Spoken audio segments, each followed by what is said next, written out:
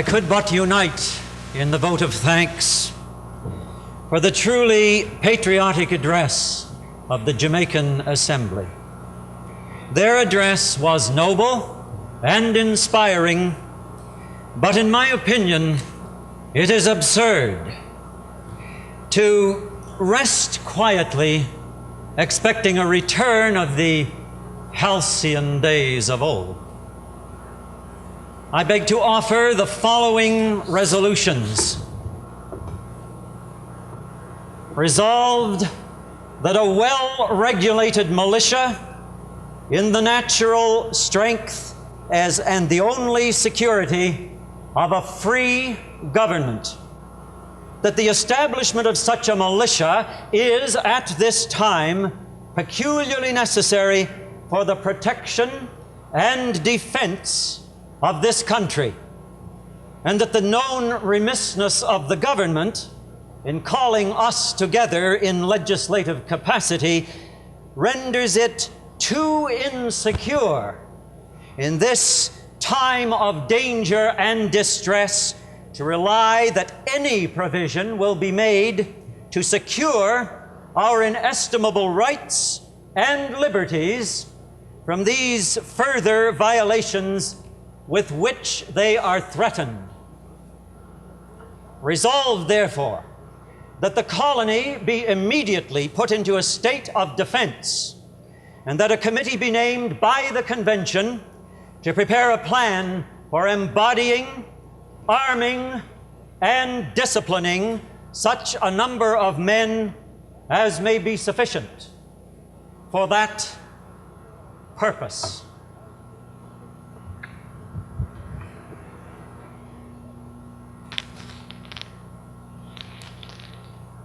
Mr. President, no man thinks more highly than I do of the patriotism as well as abilities of the very worthy gentlemen who have just addressed the House.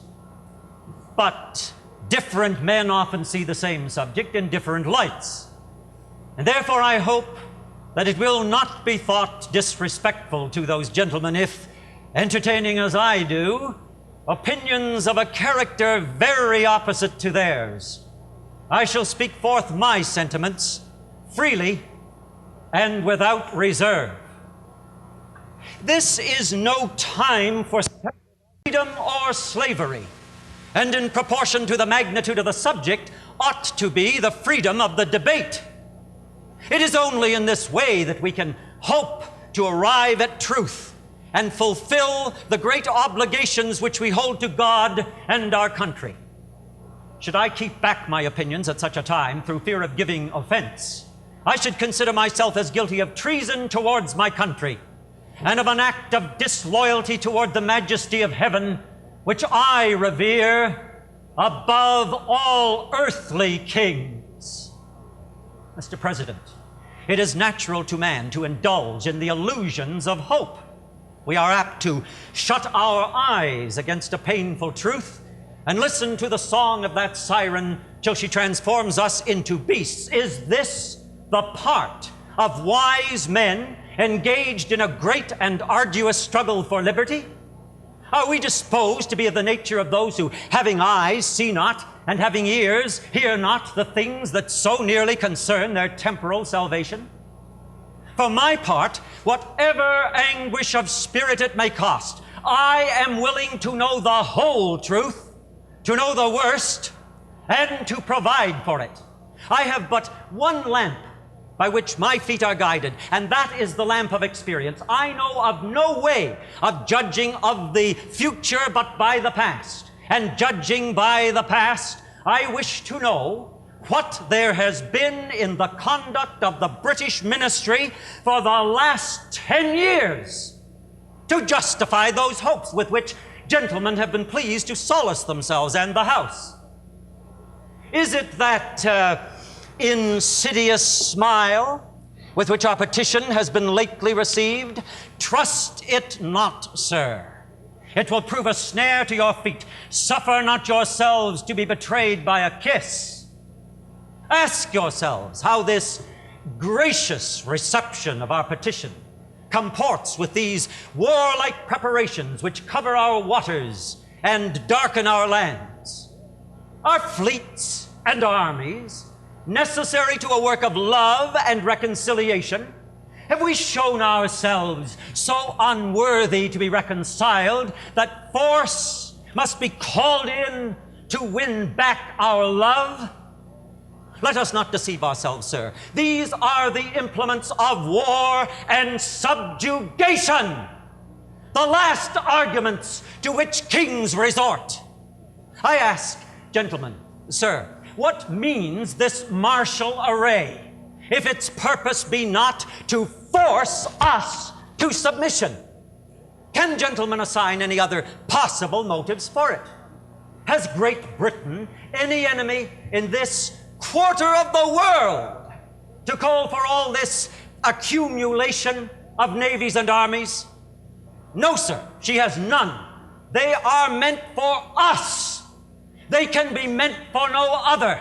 They are sent over to bind and rivet upon us those chains which the British ministry has been so long forging.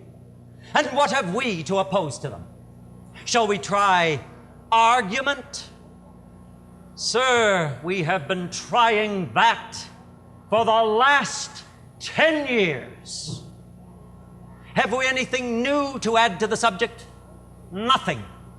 We have held the subject up in every light of which it is capable, but it has been all in vain. Shall we resort to entreaty and humble supplication?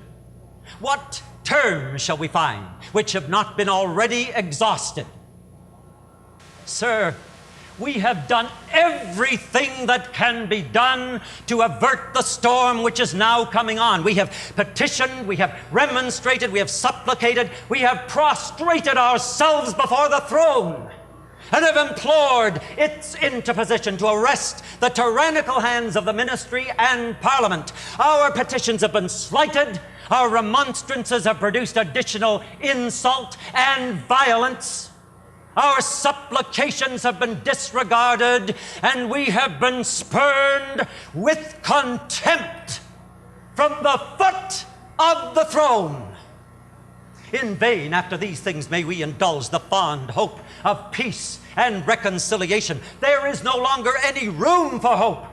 If we wish to be free, if we mean to preserve inviolate those inestimable privileges for which we have been so long contending, if we mean not basely to abandon the noble struggle in which we have been so long engaged and which we have pledged ourselves never to abandon until the glorious object of our contest shall be obtained, we must fight.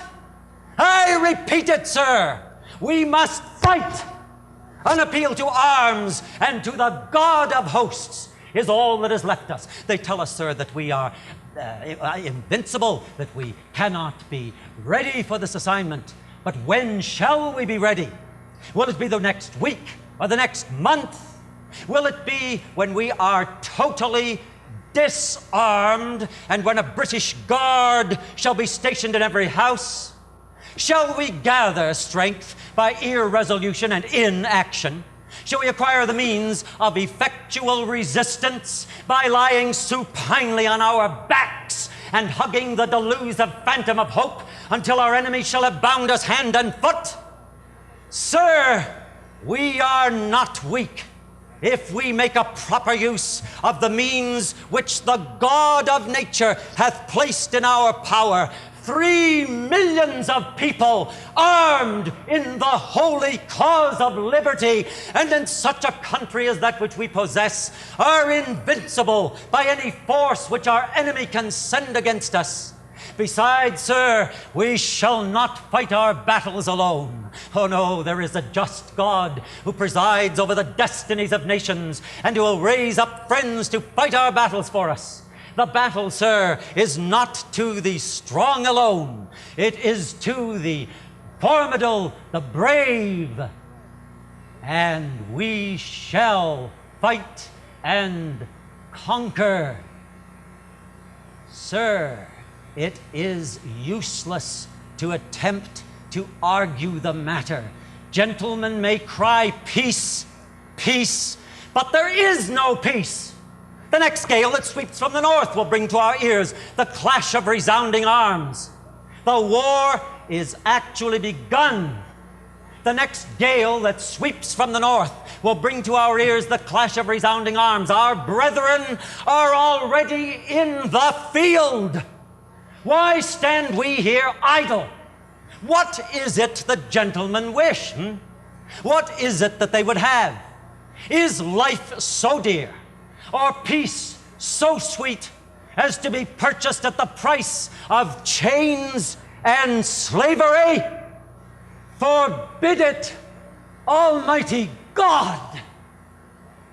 I know not what course others may take, but as for me, give me liberty or give me death!